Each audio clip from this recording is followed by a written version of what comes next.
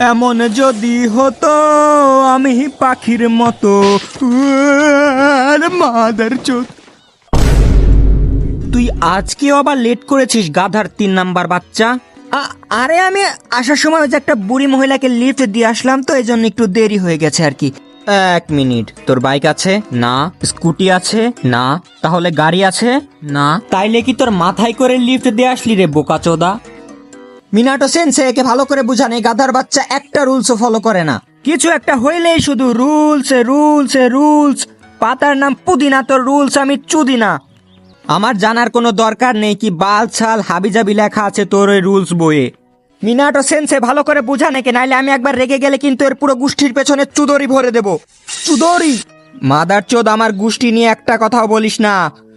চুদিহা ক্লানের আমি, চুদিহা ক্লানের। হ্যাঁ শালা, একবার শুধু আমার শারিঙ্গানটা আসতে দে, তারপর আমি এত বড় সুসানু বানাবো, এত বড় সুসানু বানাবো যে আমার সুসানু যদি তোর উপরে পায়খানা করে তুই তার নিচে পড়ে একদম চ্যাপটা হয়ে যাবি।